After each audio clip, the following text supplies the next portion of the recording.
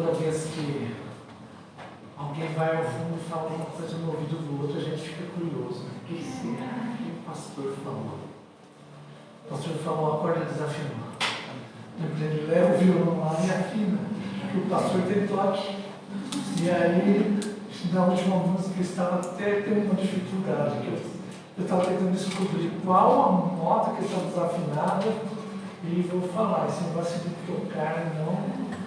O ouvido é bom e é ruim. Porque aí a gente fica incomodado. As cordas estão afinadas.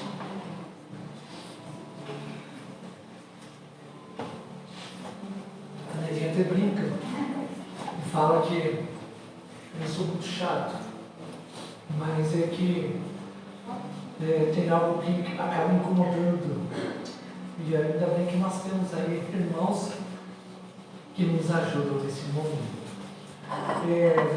Estamos numa maratona em 2 Coríntios. Em 2 Coríntios, capítulo. Hoje nós chegamos ao capítulo 10 na segunda carta aos Coríntios, capítulo 10.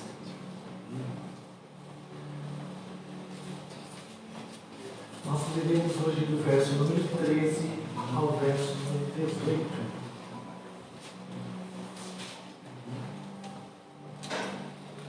Então, 2 Coríntios 10, de 13 a 18.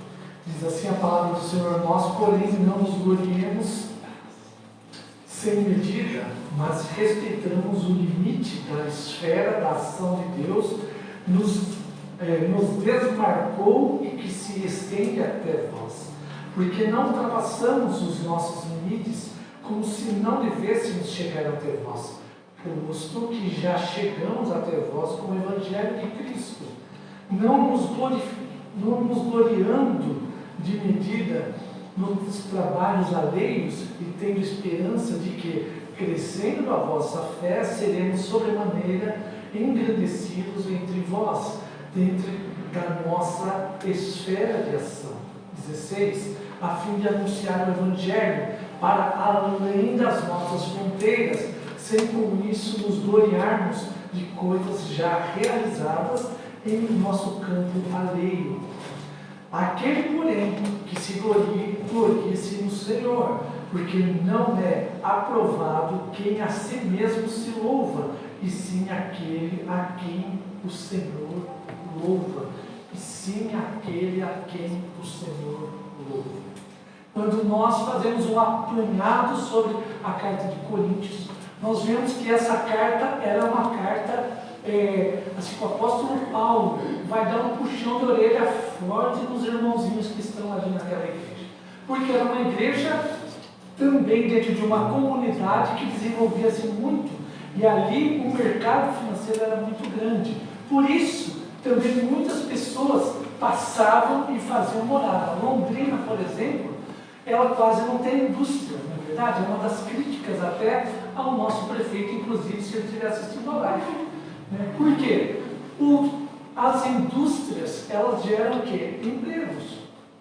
Claro, que tem benefícios que a indústria traz, mas também tem malefícios que a indústria traz.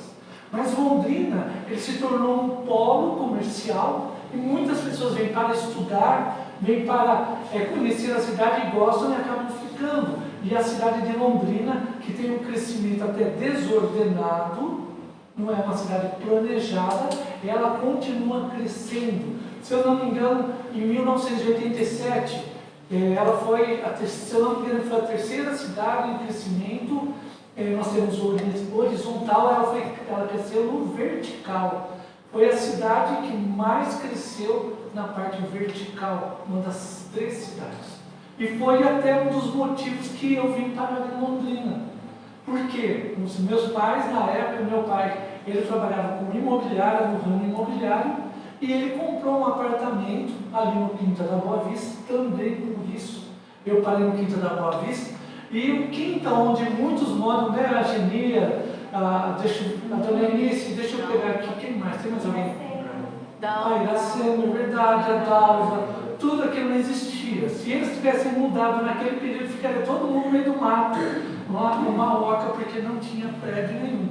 Naquele momento que eu cheguei em Londrina, a minha janela dava exatamente do quarto para aquele fundo, e eu abri a janela esperando ver um monte de prédios, e só tinha mato, mato, mato, e um belo triozinho que atravessava o campinho, descendo lá para uma outra região, que era o bairro do Jardim Cláudia. Ali quase não havia nada quando eu cheguei, nada aos meus olhos, quanto ao Quinta da Boa Vista, mas já havia um bairro, havia igreja, a quinta igreja, que na época era a igreja Arco-Íris. Eu cheguei, ela havia acabado de terminar de rebocar, não tinha pintura, o chão era bruto. Eu lembro que não, só tinha telhado. Depois eu me lembro quando o pastor Paulo Sérgio colocou o forro de verniz, e eu ficava olhando, quando ela ia sendo fechada, eu ficava olhando e achava tão bonito aquele forro de verniz. Olha, aquele forro já foi há muito tempo. Talvez os irmãozinhos estão olhando e pensando, nossa, esse homem é velho mesmo, né? Eu pisei no barro do dilúvio, né? Então eu estava lá quando Noé desceu da arca.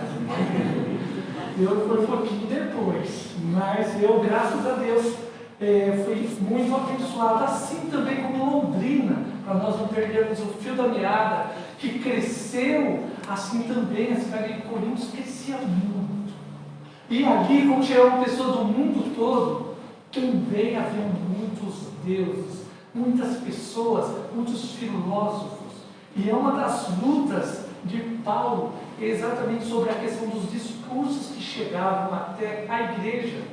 Porque a igreja, ela começou a viver verdade de homens, adorar a anjos. Ela começou a adorar coisas que passavam na cabeça da pessoa, e ela dizia que aquilo era o cristianismo, ou pegava figuras judaicas, até mesmo, se você pegar o momento onde Pedro, ele começa a partir mais para o lado judeu do que a graça de Deus, e ali Paulo precisa agir de uma forma eficaz.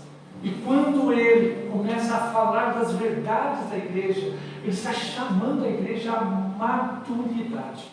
E a carta de Paulo, essa carta aos Coríntios que nós estamos lendo, observe, os irmãos, que a cada domingo ele traz um aspecto novo de maturidade na vida cristã. Porque não adianta nós ficarmos todo domingo aqui na igreja, virmos colocarmos roupa bonita, até encontrarmos o irmão, não posso abraçar, mas posso dar soquinho, né, para cumprimentar. Não é esse o chamado da igreja, mas o chamado da igreja é para adorar a Deus sobre todas as coisas, impactar esse mundo que está na escuridão. E quando a Jenny falou sobre missão, o meu texto não foi casado. Meu texto está caminhando naturalmente. E parece que a cada domingo eu ajusto ele para o tema. E não é. É Deus que vai falando no meio do povo. Deus vai trazendo as verdades da palavra, vai dizendo, vocês como meu povo, como servos, experimentem a obediência de me servir. E vocês vão ver o que eu posso fazer através dessa igreja. Muitas pessoas andam na escuridão, caminham, às vezes pulando a calçada para não pegar um risquinho, ou então às vezes está amarrando fitinha no pé da mesa para que encontre as coisas dentro de casa, às vezes riscando o chão com faca para que não aconteça nada, não coloca a vassoura atrás da porta, porque não desconhecem a palavra de Deus. Porque a palavra de Deus nos liberta de toda escravidão, de todo jugo, de todo pecado. A palavra de Deus nos conduz de tal forma que diz, vocês são livres. Livres. E essa liberdade, a qual nos é dada, é para exaltar e vivenciar a vida cristã a cada dia, louvando e adorando a Deus. Então, por que eu vivo? Para honrar e glorificar a Deus. Está no manual, não é? Por que eu vivo? Meu sogro era craque no manual. O que o catecismo dizia? Vivo para louvor e glória a Deus. É o mesmo sentido. Aí eu entendo, eu vou lá e decoro a resposta do catecismo. Mas guardo aqui no bolso. Porque o catecismo continua aqui, não continua aqui. E vivenciar a verdade de glorificar a Deus é ser confrontado dentro da nossa vida, dentro dos nossos valores. diante de quem eu sou e das lutas que eu passo. Às vezes eu me sinto limitado, talvez até penso, Deus, por que isso acontece? Aconteceu comigo, acontece. E Deus está dizendo, confia em mim, eu sei onde eu estou te conduzindo, assim também como a igreja. A igreja, Deus continua conduzindo a igreja ao fim que ela foi chamada. E esse fim, ela precisa chegar em adoração e serviço ao nosso Deus. Por isso, quando nós chegamos nesse momento da carta de Paulo, nós agora entendemos que a igreja, nós fomos chamados do quê? Qual é o chamado dessa igreja? Em primeiro lugar, fazer funcionar um negocinho aqui do pastor. Não funciona não, irmão. Está ligado aí? Não tem? Isso. Mas não fui eu, né? Não fui eu. Depois, não pode deixar. Presta atenção no sermão e deixa o negócio para lá. A irmãzinha ela vai até ler o sermão comigo. Vamos lá. Então, qual é o primeiro sentido desse chamado? Buscar amadurecer na fé. Onde que eu vejo esse buscar amadurecer na fé? Vamos comigo lá no verso número 13. Olha só, nós, porém, não nos gloriamos sem medida. Paulo está dizendo, nós não nos gloriamos. A glória não é nossa, a glória é de Deus. E quem cabe a glória dessa minha caminhada? Em Deus. Cabe a Deus. Onde está a glória da nossa igreja? Em Deus. A quem cabe a glória? A Deus. Em primeiro lugar, ele mostra que essa glória, esse chamado é de glorificar a Deus e viver esse amadurecimento em primeiro lugar. Nós amadurecemos quando nós compreendemos que nós precisamos aprender a glorificar a Deus como? Crescendo na fé. Eu posso crescer na fé se eu não experimentar da fé? Não posso. Eu posso crescer se eu tiver uma abstração, ou seja, dentro da minha mente, a fé? Não. Por isso, muitas vezes, as nossas provações nos levam a ter uma experiência de fé. A experiência de fé é muitas vezes a qual Deus nos leva e diz, aqui eu estou com você, mas você vai precisar dar esse passo sozinho. É difícil. Me lembro quando a dona Rosa foi lá para a Bélgica e ela usava o tradutor, né? O GPS era o tradutor, todo mundo falando estranho, falando esquisito, mas ela tinha um objetivo. E chegou lá na Isis, em nome de Jesus. Assim também nós precisamos chegar na nossa Bélgica, na nossa Isis. Nós precisamos chegar ao nosso objetivo pela fé, sabendo que nós podemos transpor os desafios que vêm pela frente. E como eu posso transpor? Olha ainda na palavra, verso 14, do meio em diante, posto que já chegamos até vós com o Evangelho de Cristo. Então Paulo está dizendo, já foi pela fé que nós chegamos com o Evangelho que não é meu, mas é de Cristo. E o que é o Evangelho? O Evangelho é as verdades que o Senhor nos ensinou. Então ele diz, nós já chegamos até vocês com esta verdade, a verdade de Cristo. E como chegou essa verdade? Pela fé. Porque nós entendemos, ouvimos o chamado do Senhor para pregar aqui, neste lugar. E Deus começou a frutificar o ministério de Paulo. E ele continua. Agora olha só, verso 15, metade. Crescendo a vossa fé, seremos sobremaneira engrandecidos entre vós, dentro da nossa esfera de ação. Ou seja, quando crescer a vossa fé, nós também, que pregamos, seremos abençoados. Aqui usou engrandecidos. Engrandecidos no sentido que há um poder que emana no meio do povo de Deus.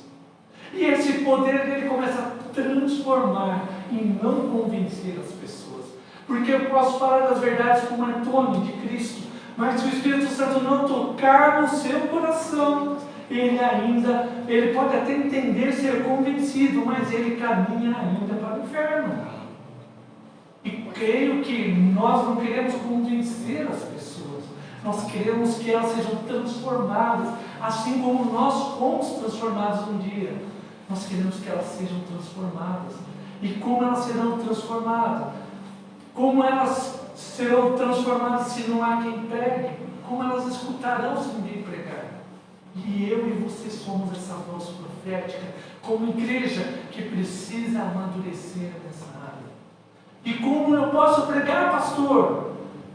Porque agora ele vai trazer a resposta, vivendo a verdade como um estilo de vida. Eu não tenho a verdade só da boca para fora. Eu tinha um professor de filosofia no primeiro ano, e ele usava a seguinte frase: eu não gosto de ir à igreja. Era professor de teologia, tá? Mas era da área de filosofia. Ele dizia: eu não gosto de ir na igreja porque na igreja tem muita falácia. E, claro, né? A gente fica meio assim, por quê? O que ele está dizendo, né? Primeiro que ele entendia esse negócio da falácia, é que ele enchia a boca para falar. E ele dizia: lá fala muito, mas se cumpre pouco. E era terrível aquilo que ele estava dizendo. Mas no último ano, quando eu já não estava mais ali na Unifil, eu soube que esse professor Joaquim, ele havia se convertido. Deus havia tocado o seu coração. E os amigos diziam: você não vai mais conhecer ele. Ele é outra pessoa. Ele não fala mais aquilo que ele falava. Mas ele teve que experimentar da fé, para entender o que Deus realiza no meio do povo. Quem está de fora quer entender a fé a partir do intelecto.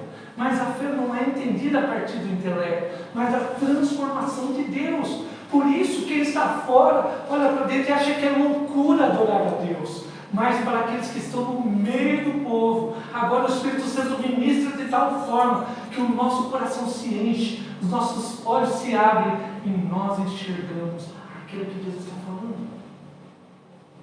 Eu já dei esse exemplo, mas eu vou repetir ele. Quando eu ia à igreja, que eu senti um sono terrível. Eu praticamente dormia a mensagem inteira do pastor. Eu tinha um sono terrível. Parecia assim que o desenho do Pateta vinha assim, ele vinha com a carriolinha, despejava areia, meu olhinho assim. E eu ia apagando, porque eu ainda não havia sido tocado pelo Espírito Santo. E eu tinha um sono terrível. Mas o dia que o Senhor tocou o meu coração, meus olhos se abriram e eu dizia: eu quero ouvir mais esse homem, eu quero que ele conte mais. Eu comecei a ter sede da palavra de Deus, porque agora não era mais o meu intelecto, mas era a ação de Deus na minha vida. Assim também, nós precisamos entender que o amadurecer na fé é uma caminhada diária, a qual eu olho para a Bíblia e digo: não entendi nada, leio de novo, não entendi, eu vou orando e me lembro de novo, ligo para o pastor, ligo para o Flávio, ligo para a Ione, mando uma mensagem para a Nerinha. Gente, pelo amor de Deus, alguém me explica essa palavra, eu preciso entender essa palavra, porque eu não posso caminhar sem entender a palavra de Deus. Eu preciso ler, eu preciso me esforçar. No primeiro dia é difícil, no segundo é terrível, no terceiro é mais difícil ainda. Mas quando você passa do 21º, vira um hábito. E você não para nunca mais de ler. Porque cada dia que você ficar sem, você vai dizer: nossa, estou sentindo uma falta de ler a Bíblia hoje. Não sei porquê. É porque se torna um hábito. Mas para se tornar um hábito precisa de esforço.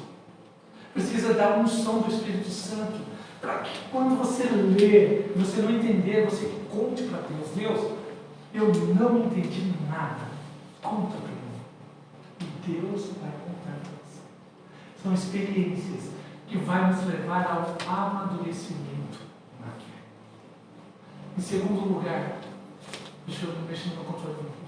Mais um. Aí, meu controle fictício aqui. Em segundo lugar, nós precisamos entender que nós podemos ser um instrumento de Deus para levar o Evangelho. Assim como Paulo, ele foi um instrumento de Deus para chegar ali em Corinto, nós também podemos ser esse instrumento. O instrumento musical é uma coisa muito curiosa.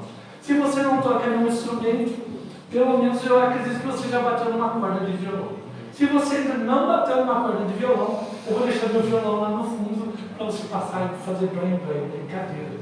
Não vou deixar você fazer Eu vou matricular você lá na escola para você pegar firme e servir ao Senhor. Gente, um instrumento musical é uma coisa muito curiosa. Se você olhar para ele, ele não faz nada. Ah lá, todo mundo olha, agora com o poder da mente, faz assim, toca violão. E se ele tocar, você vai correndo, tá? Mas ele não toca. Ele precisa que eu e você vá lá, pegue ele, toque ele fisicamente e vira as cordas, bata as cordas. E assim, quando nós vamos desenvolvendo, nós vamos praticando, ele vai também trazendo o som mais bonito. No primeiro dia o som é feio. É igual a leitura, né, irmão? No segundo dia o som é horrível. No terceiro dia o dedo dói. Aí você diz, eu vou desistir. Daí você já pensa, não, o pastor está lá dizendo que eu não posso desistir. No quarto dia, depois do 21º dia, o que acontece? Torna-se um hábito. Você vai pegando, o dedinho vai doendo, mas você vai notar que você já consegue fazer pequenas coisas. E quando vai passando 21 anos, nossa, 21 anos, mas passando um período curto, não é 21 anos não, mas não existe milagre também, que lembra da internet, toque em 5 aulas é mentira, tá?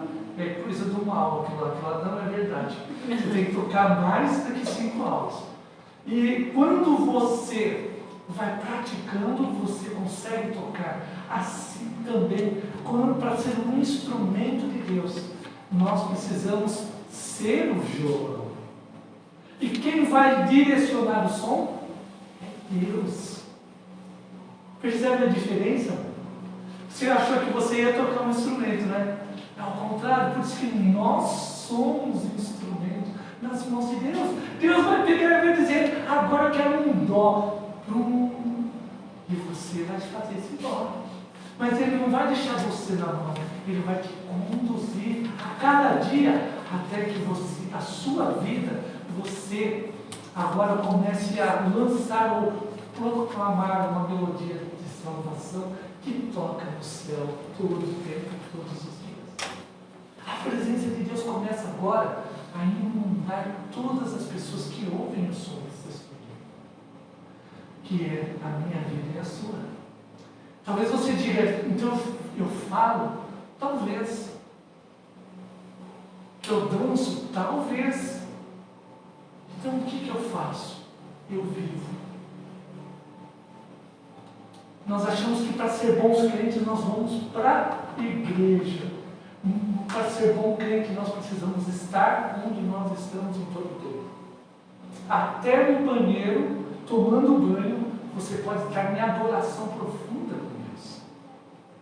Você diz, mas eu estou no banheiro, Deus é santo, mas quer dizer que o Espírito Santo mora dentro de quem?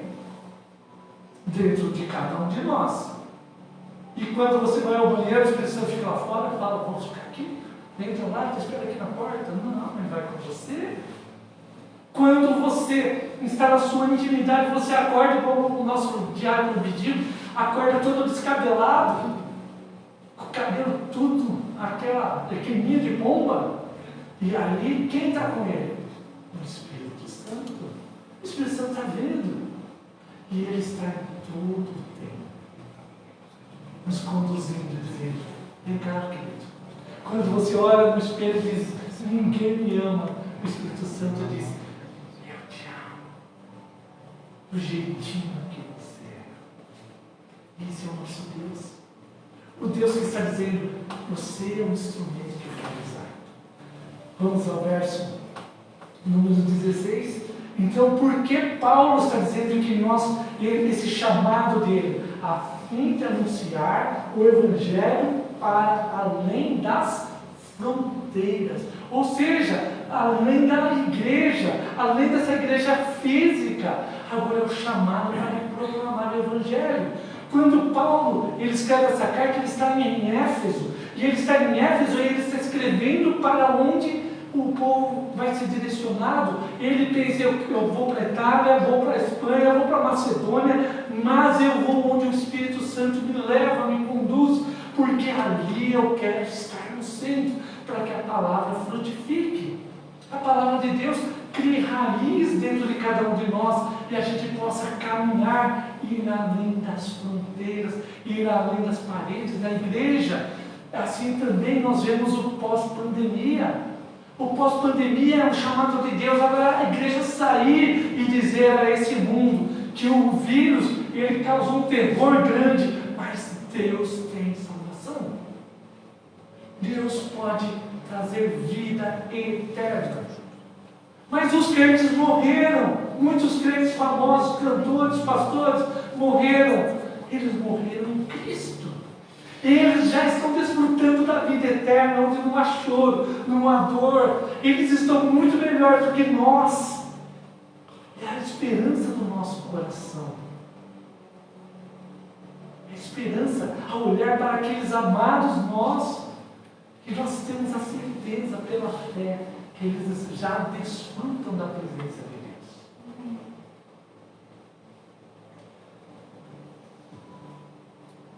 Deus. Deus é tremendo naquilo que Ele faz. E esse pós-pandemia será uma grande oportunidade. Hoje já é uma oportunidade. Mas quando terminar, da igreja ser uma igreja diferente. E olhar e vivenciar a fé em um novo aspecto. Em terceiro lugar, tudo isso, o apóstolo Paulo vai dizer que é a fim de gloriar-se no Senhor. Vamos ao verso 17. Aquele, porém, que se gloria, glorie-se no Senhor. Qual o sentido de gloriar-se? Adoração a Deus. Eu me alegro em gloriar a Deus. Agora Paulo está dizendo que a igreja, ela não busca a glória para si, mas ela busca a glória de Deus a cada dia. E no buscar da glória de Deus, é no perder que ela vai achar. Jesus vai dizer, aquele que quiser ganhar a sua vida, vai acontecer o que com ela? Vai perder. E aquele que perder por causa do reino? Vai ganhar. Assim também a igreja que quer viver e ser uma superpotência, ela vai perder. Porque não é esse o sentido de ser igreja. O sentido de ser igreja é servir. Aquele que não aprender a servir não pode, não consegue compreender o que é ser igreja. O serviço é dizer, o servo é aquele que diz sempre ao Senhor que está acima de mim. Aquele que diz não é meu, mas pertence ao meu Deus. Se há alguma glória, alguém ganhou, o irmão se converteu a Cristo, a glória é a Deus, a Ele pertence toda a honra. E nós desfrutamos como mordomos. Agora nós desfrutamos daquilo que Deus realizou. É onde Deus vai realizando a obra e nos dá o privilégio de desfrutar de Deus. Onde eu posso servir a igreja viva de Cristo. Onde não há melhor, não há pior, onde todos somos iguais. Por isso que Paulo vai dizer sobre a acepção de pessoas, onde não faz acepção de pessoas, ou seja, onde não há distinção. Quando ele fala sobre a ceia, ele faz uma grave denúncia, porque os ricos, eles faziam um banquete, enchiam o bucho com todo respeito, enchiam o caneco com todo respeito, e as pessoas mais simples não participavam da ceia, porque acabou. Olha o tamanho da barriga do outro lado, estufada, que comeu até, como dizia o pai do Diego, até estufar os dentes. Eu lembro do Jeremias falar essa palavra, que eu nunca tinha ouvido. Até estufar os dentes, e as pessoas que vinham para participar da ceia não tinham o que comer, não tinham vinho para participar. E Paulo vai dizer, aquele que come indignamente, ele come o quê? Morte. Ele come pecado. Porque ele não compreendeu a profundidade da ceia. Porque a ceia exalta ao Pai. A ceia é o banquete onde todos nós sentamos igualmente e participamos igualmente, como um povo do Senhor. Paulo gloriava-se sim em servir ao Senhor. Paulo se gloriava de dizer, eu sou servo. Não vivo mais eu, mas Cristo vive. Paulo. Nos encontraremos aprovados quando Cristo vir buscar a sua igreja. Ali sim, nós precisamos nos preparar também para experimentar essa verdade. Finalizo com o último verso, porque não é aprovado quem a si mesmo se louva, e sim a quem o Senhor louva. Ou seja, o Senhor olhará no fundo dos meus olhos e dos seus olhos e dirá: bendito filho, filha, você é vencedor, você é vencedora. Experimente a alegria, esse gozo, essa alegria do Pai. Esse é o nosso Deus, o qual se alegrará conosco no último dia. Você crê? Amém. Então, que Deus te abençoe grandemente e você busque esse desafio de ter uma visão de igreja a partir do reino de Deus, a partir da missão de Deus. Glorice sim no Senhor, e você vai ver onde Ele vai te levar e aquilo que Ele vai fazer da sua vida para a honra e glória do Senhor. Vamos orar? Obrigado, Pai, pela Tua palavra. Obrigado porque ela não volta vazia. Obrigado porque em todo momento podemos olhar para o Senhor e pedir ao Senhor que sonde os nossos corações de tal forma que o nosso coração seja emparelhado e seja aplanado pelo Senhor, Pai. Obrigado porque o Senhor enche o nosso coração de alegria, de fé, de esperança. E nós pedimos, traz um renovo na área da fé sobre a Tua igreja. Que a Tua igreja experimente em todo o tempo da alegria de servir ao Senhor. Que o Senhor alargue os nossos corações, alargue o nosso campo também de atuação, para que pessoas sejam impactadas pelo Evangelho e venham conhecer ao Senhor. Oramos gratos em Cristo Jesus.